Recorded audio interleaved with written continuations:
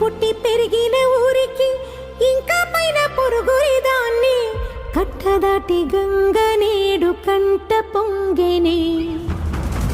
ఎంత ఎంత యాతనో ఎంత గుండె కోతనో ప్రాణమోలే పెంచుకున్న పిచ్చి నాన్నకు దూలమిరిగి భుజముపై పడిన పిడుగు పాటిది ఇంత కన్న నరకమే లేదు జన్మకు.